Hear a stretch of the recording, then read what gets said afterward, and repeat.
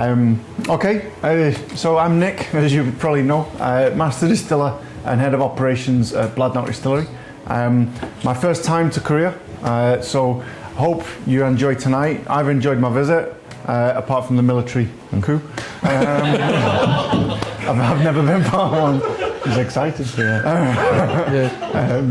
yeah, I hope you invite me back as well. I have my Batman outfit if we need it. Just so.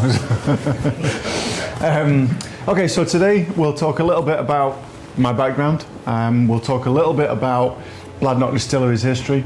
We'll talk a little bit about our production process, and we'll taste some lovely whiskies as well. But ask questions. And don't sit there quiet. Make sure that you're asking questions and we have more of a conversation. So, my background, I studied mechanical engineering. I did a PhD in Australia for 4 years, and I was studying tennis rackets. So then I finished my PhD and came back to England, and I started my whiskey career as an engineer working for Diageo, looking at whiskey casks. I was with Diageo for about 8 years, and then I went to work at William Grant's in Girvan on the west coast of Scotland, leading the technical area for brewing and distilling. And then in 2016, I was invited to apply to be Master Distiller for the Macallan, and I joined Macallan in 2013 before leaving for Bladnoch in 2019. And I joined Bladnoch as Master Distiller in 2019, so I've been here about 5 years. So all the products in front of you and the whiskies and the stories, they've all been developed over the last 5 years. So we'll talk a little bit about Bladnoch and its history. For geography, Bladnoch is the most southerly distillery in Scotland. It sits in the lowland region of Scotland. It's on the west coast, and it's about 2 hours south of Glasgow. So Bladnoch's had a bit of a turbulent history, but it was founded in 1817 by two brothers, John and Thomas MacLeod, and they were farmers, but they got their license to distill in 1817. So it then went in and out of independent ownership and large ownership, and in the mid-80s,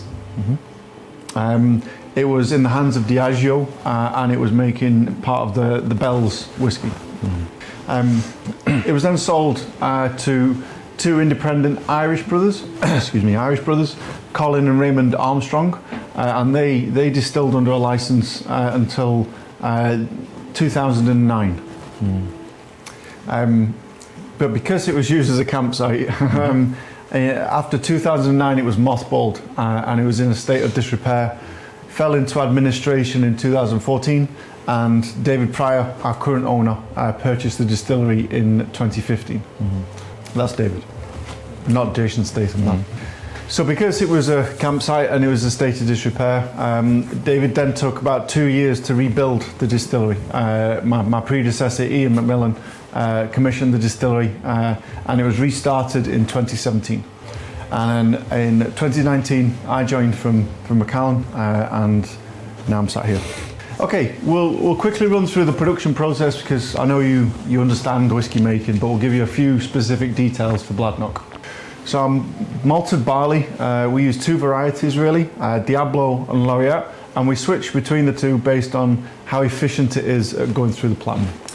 We have a 5-ton semi-lauter mash tun, and we do around about 19 mashes every week, so we've got some good volume.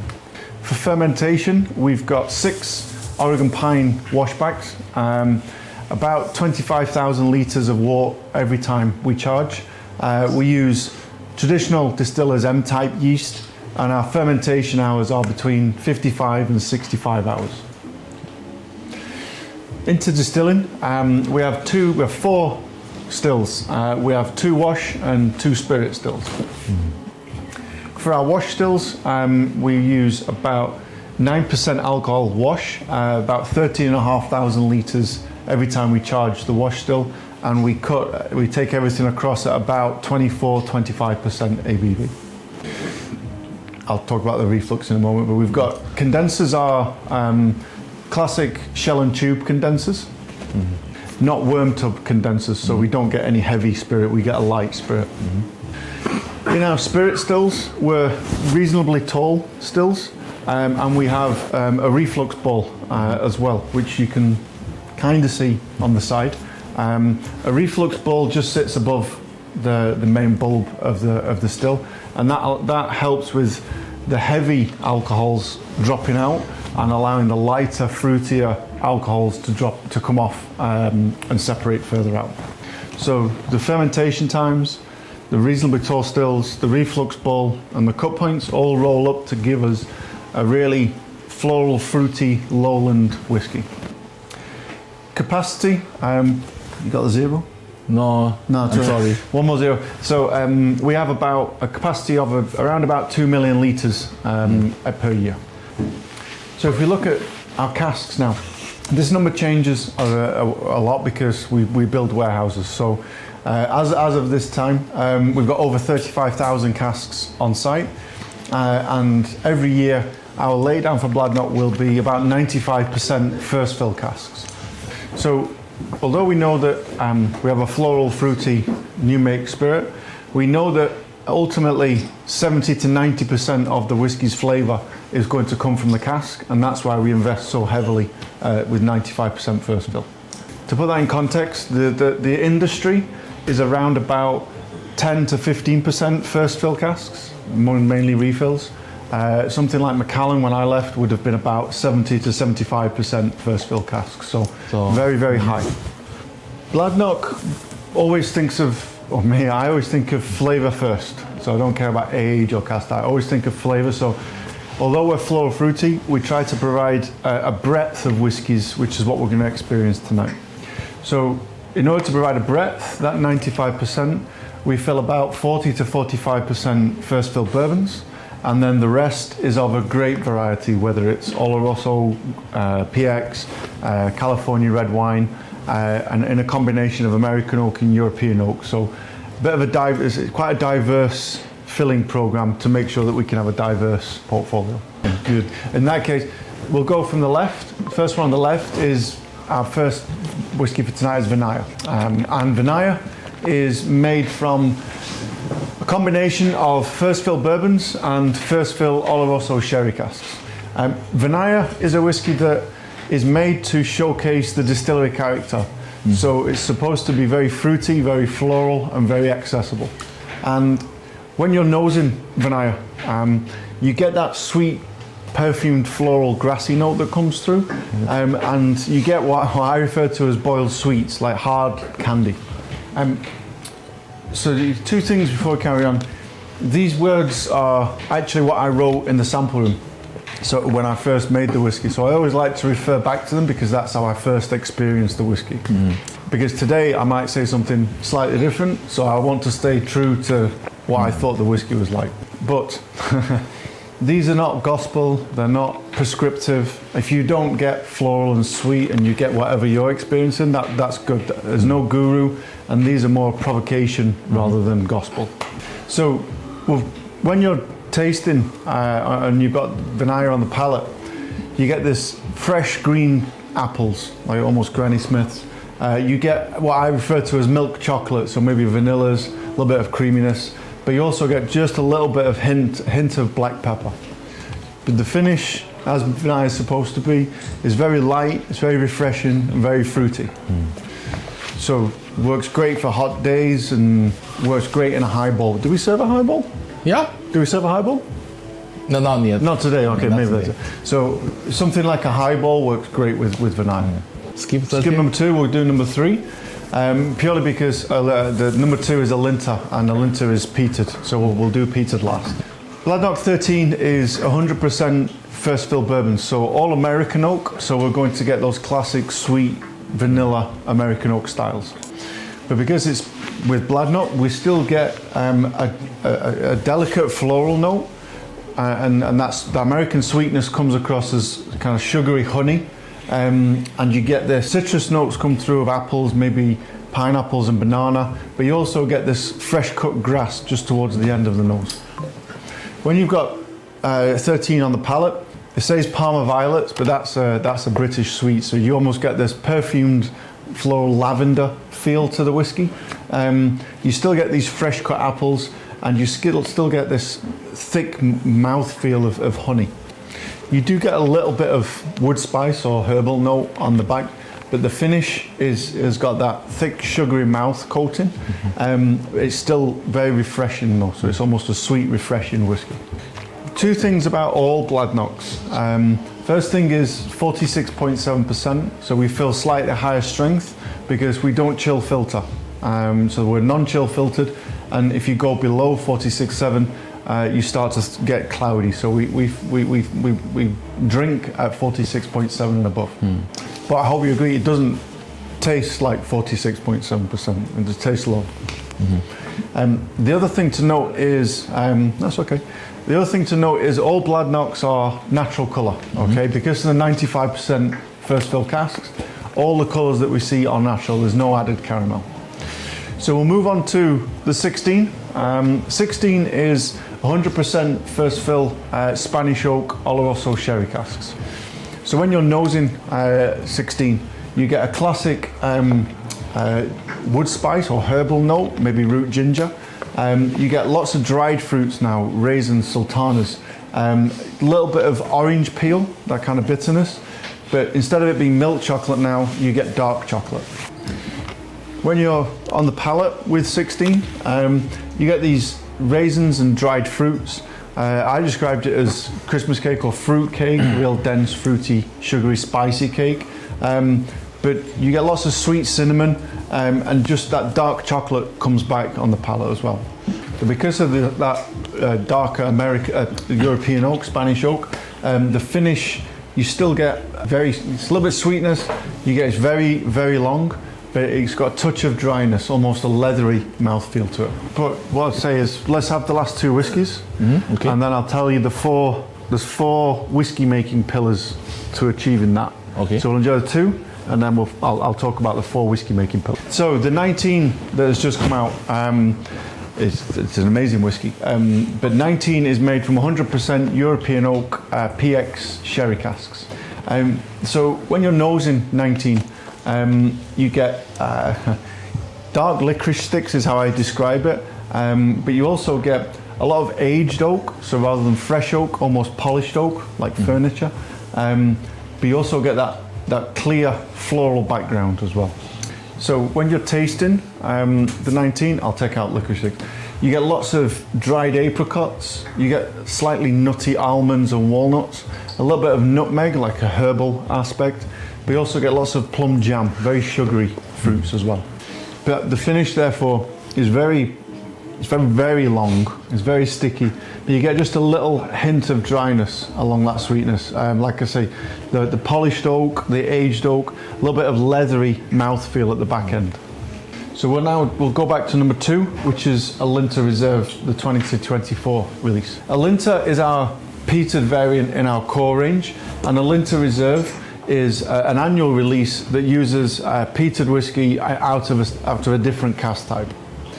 So Alinta Reserve 2024, there's only ever 2,000 bottles produced, and for the 2024 release, it was made with PX sherry casks. Because we use mainland peat instead of Isla peat, instead of it being peaty, iodine and ashy, we get a much sweeter campfire smoky aspect to the whiskey. So when you're nosing Alinta Reserve, you get this almost smoked dried apricots. You get lots of woodland earthy feel to it, kind of wet trees and a woodland walk. When you're tasting Alinta Reserve, you get this smoked cola feel to everything. So it's not just smoky, you get a smoked cola because it's quite balanced, a little bit of sugary cola. You get a little bit of smoky cinnamon and smoked herbs within that makeup as well. But that all gives a very, very long finish. It's slightly sweet, but it gives this sweet campfire, lasting campfire smoke aspect to the finish. Any questions? That's all the four. 95%나 퍼스트 필 캐스크를 사용하는 이유는 뭘까요? So we use 95, but we also have 5% refill, because some refills are good And we also need to be flexible in case some of the 95 have gone too far. They might be too active, so we use the 5% as flex, if that makes sense. But they're still great casks. They're still great casks. Every time you fill a cask, you take 2/3 of the flavour away. So it's quite a difference between first, second and third. They're quite different casks. So 5% are good casks, but they're not first fill. So we just need to make sure that we've got flexibility. 캐스크를 가장 중요한 요인으로 보시는 건가요? Yes, Yeah. 70 to 90% of these flavours coming from the cask. Our New Make Spirit is very consistent, but it gives a distinct floral fruity note, which I always want, but everything else comes from the cask, yeah. 다른 증류소의 플로럴과 어떤 게 구분되는 건가요? What's different to that, I don't know. I mean, I can't comment on their spirit. My descriptor of floral fruity is just that. It might be more lavender, it might be more perfumed, it might be more apples, it might be more bananas. So it's an overarching floral fruity lowland style. But other distillers make their own whiskey. Can't really comment on how different our style is to theirs, if that makes sense. 위스키 만들 때 다른 조건이 다 같다고 전제하고 물이 바뀐다면 차이가 어느 정도인가요? Okay. very little. Very little. Keeping everything exactly the same is very difficult. Even the malt variation, the cut points, everything's very slightly variable. So the water quality doesn't really affect character so much, but more efficiency. So you don't get it here, but soft water, calcium in there, that might affect efficiencies. So that affects the efficiency, but also the temperature of the water. The temperature of the water is probably more important for character than the source of the water. Because if the river is warm, your condensers are less effective. So you have to run a little bit slower. Yeah. Okay, if it's colder, more effective. So the temperature is more important for me. 본인이 생각했을 때 지역별 특징이 있다면 어떤 걸까요? So you've got Speyside and Highland, which is quite a cereal, slightly cereal fruity. Macallan was quite an oily whiskey as well. You've got Islay, which is peaty, but Islay peat as well. So quite, for me, I always called it almost iodine, medicinal, hospital, ash, which is some great whiskies. But then you've got Lowlands. Now Lowlands is not as well defined because it's never been promoted. So Speyside and Islay, and they're all quite well defined. Lowland has got a little bit of more room, and I think I always refer back to the Diageo days when they had the flora and fauna. That's where the floral notes come from. Almost an underdeveloped region in terms of its category. I think we're starting to help define that, and that's where it's almost a Bladnoch Lowland style of floral fruity. 먹다 보니까 다른 위스키들이랑 질감이 조금 두꺼운데 뭐가 다르게 이런 건가요? I've never really thought about textures, but the Korean palate feels quite well developed. They're very specific at umami and kind of sour notes. I think that they're sensitive to that. But maybe what I would say is that if he feels kind of the oiliness and the kind of the oily texture, it might be from the fact that these are natural colour casks and they're first fill casks, so you're getting a lot more of the kind of woody tannins come through than most other casks. So it might be that's the natural wood gives a texture to the feel as well. Okay. Maybe. Okay. So there's another bit. There's natural colour, but there's also the non-chill filtering. That may be adding a texture to things, because if you drink chill filtered whiskies, then it might be adding. So water, not distilling water, but reducing water can have an effect, and that's why we non-chill filter. So water that goes into the mash tun and the washbacks and the stills, not so much. So the spirit character doesn't affect. But when we add water to reduce it from 70 to 63, that can have minerals. that can maybe have an effect, and that's why some people chill filter. So you can have minerals coming in from that route instead of distilling. 아, 오케이. Yeah, reducing water. 추후에 나올 라인업들을 일부 공개한다면 So we've got the 13, 16, 19. We've got Vinaya, Samsara, Leora, Alinta. Okay. That's the core. So what you'll see next year, the start of an additional core that will be an 8-year-old to start with, and it will be our double matured core range. Okay. So these are all one cast type. There'll be a double matured, and then there'll be the twinned Vinaya, Samsara. So 8 will be a double matured using red wine cask to red wine cask double matured, and then we will build that part of the portfolio going forward. It's very nice. Maybe I'll put that in my coffin. 오케이. I'll put the 8-year-old in my coffin. 다른 지역의 피트를 사용할 계획이 있으실까요? Probably not. What I am looking at, not a secret per se, but instead of using peat, using old blood knot casks to smoke the whiskey, to smoke the malt. So if we do an innovation, I like it to be relevant, so not just for the sake of it. So I might change the peat into a smoking using ex blood knot casks, oak smoked malt. It might be quite nice. 네가 질문하거라. Did you have any plans to use rum or any sweet wine casks? Yep, they're in there. So they're in the warehouse, and bought them small amounts, and don't know when we'll use them. Don't know how we'll use them, but I might not use them. Might be the next person. But I think it's important to have some treasure to use as and when opportunities come. So yes, rum, Tokai, Mizunara, lots of different things. 없죠? 이제 박수. Thank you.